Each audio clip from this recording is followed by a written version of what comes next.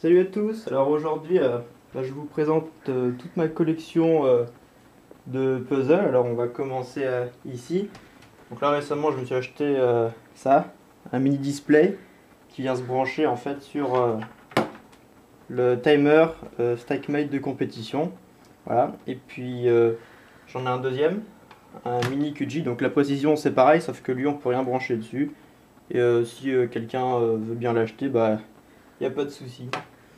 Alors maintenant il y a mes 3x3. Alors celui-là c'est un Dayan stickerless. Donc voilà, donc il n'y a pas de sticker, c'est le plastique qui est directement coloré. Ensuite ici c'est un Ayan Memory. On reconnaît pas mal au bruit. Voilà, il tourne pas mal. Ensuite ça c'est un Dayan Guong. Voilà, tout neuf. Après on a le Dayan 3. Voilà, il est pas mal, c'est avec lui que j'ai fait mon record qui est de 10 secondes 8. Ensuite ici il y a le Dayan Lubix Guong Ultimate.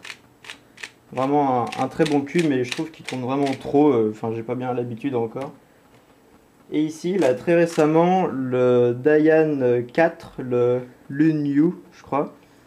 Et on voit que les coins et les arêtes sont vraiment particuliers par rapport aux autres cubes.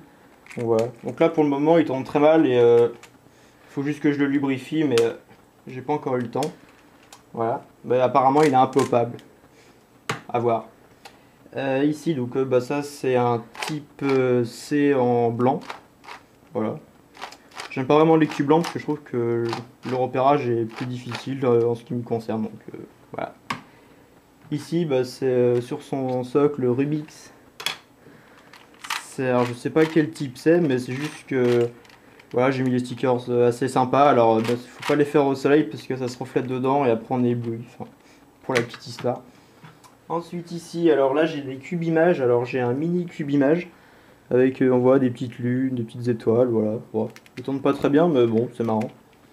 Après alors là j'ai un cube la vache qui rit. Voilà pour les adeptes. Ici j'ai un cube Saisie. En fait c'est mon école, le groupe Saisie.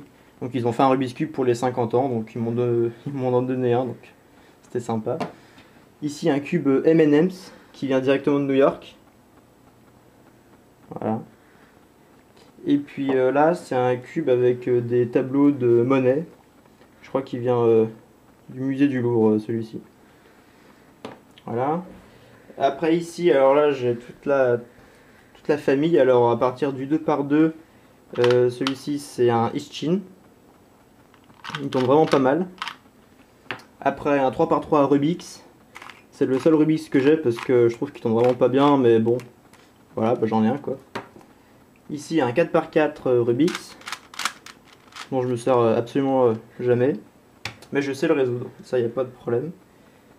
Sinon, là un 5x5 Rubix, qui tourne très très mal, et c'est le seul 5x5 que j'ai, parce qu'en fait j'en fais jamais non plus. Après chez les V-Cubes, très connus, le V6. Voilà, avec une petite subtilité. C'est le seul cube qui arrive à faire ça. Et là, le plus gros pour le moment, enfin le V7, voilà, qui tourne vraiment super bien. Et j'en fais jamais. Je crois que le dernier que j'ai fait, c'était l'année dernière. J'ai mis 1 heure, après j'en avais un petit peu marre, donc j'ai arrêté. Voilà. Alors ici, j'ai une Rubik's Ball, que j'ai acheté à un pote l'année dernière. Ça tourne pas mal, mais c'est assez difficile à résoudre en fait, parce que c'est pas...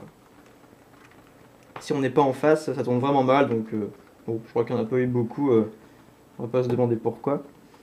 Après, donc là, le Megaminx, donc je crois que c'est un Megaminx chinois celui-là. Ouais, j'avais su le résoudre à une époque, puis bon, j'ai abandonné. Mais il tourne vraiment pas mal. Après, un peu plus gros, le Gigaminx, que j'ai jamais osé mélanger et que je mélangerai probablement jamais. Voilà. Il est relativement gros hein, par rapport au V7. Il est limite, ouais, il est même plus gros, ouais. Donc voilà. C'est juste pour la collection hein, que je les ai. Après ici, alors j'ai je crois que c'est un Master Morphix, donc avec des stickers assez brillants, je trouve il est assez joli. Et en fait, il perd sa forme régulière quand on essaie de le mélanger. Alors, si j'arrive à le mélanger, on va peut-être voir. Voilà, il perd sa forme. Après, c'est bien un peu n'importe quoi. La seule fois que je l'ai mélangé, je l'ai résolu en le démontant. Et en fait, il est basé sur le même système qu'un Rubik's Cube avec les centres, sauf que les centres ici, ce sont les arêtes. Donc voilà. Assez sympa. Après ici, bon, alors ça c'est un Pyraminx QG. J'en ai eu un mieux, mais bon, je l'ai revendu, alors maintenant je l'ai plus. Donc voilà, maintenant celui-ci tourne très bien, et pour ce que j'en fais, ça suffit largement. Après ici, mon seul Square One. Voilà, petite dédicace à Pierre Bouvier, qui est très très fort au Square One. Voilà, bah celui-ci tourne pas trop mal, mais pareil, j'ai su le faire, et puis bon, maintenant j'ai un peu abandonné. Mais voilà, il tourne très bien. Là, on a un Rubik's Barrel, qui est d'ailleurs pas tout à fait fini, mais bon. C'est pareil qu'un 3x3, mais avec un petit problème de parité à régler après avoir fait à tous les Belges quand on fait la méthode débutant. Voilà, donc assez original. Ici, on a un octaédron. Donc voilà, ça ressemble à deux Pyraminx collés. Donc voilà, donc on peut tourner les coins. Et puis sinon, ça se tourne comme ça. Donc voilà, bah, c'est assez sympathique. Bon, je l'ai jamais mélangé non plus. Ici, on a un floppy cube. C'est sûrement le casse-tête le plus facile à résoudre. Donc voilà. Même en y allant au hasard, enfin on arrive à le résoudre quoi, donc c'est vraiment pas difficile. On peut même faire du blind sans problème avec. Voilà, ici on a un petit porte-clés 2x2. Je crois que c'est assez rare, mais bon, c'est assez mignon. Voilà. Petit porte-clés. Bon bah le même en 3x3, hein, plus connu déjà. Avec un petit pretty pattern fait par moi. Ici on a tout mélangé un mirror blocks. Voilà, donc normalement bah, ça a la forme d'un cube, mais comme en fait les pièces ne sont pas toutes de la même taille, à la différence du Rubik's Cube, on a différentes hauteurs, ce qui fait qu'en fait il perd sa forme de cube. Voilà, bon, c'est assez original, mais c'est très facile à résoudre. Là, on a un Rubik's Clock de aussi très mauvaise qualité avec un bouton cassé comme la plupart des Rubik's Clock. Et il tourne très très mal. Mais bon, enfin, comme j'en fais pas souvent, ça suffit. Mais bon, si un jour j'ai l'occasion d'en acheter un vrai, je suis preneur. Voilà, ici j'ai un Rubik's Magic. C'est un Lingao. Donc il est vraiment souple et il tourne vraiment très bien. Mon record en Magic c'est 1 seconde, virgule 2, donc bon, c'est pas trop mal. Et puis ici un Master Magic de la même marque. Voilà. Et lui, je me suis un peu entraîné, j'arrive à faire 4 secondes, donc c'est pas trop mal.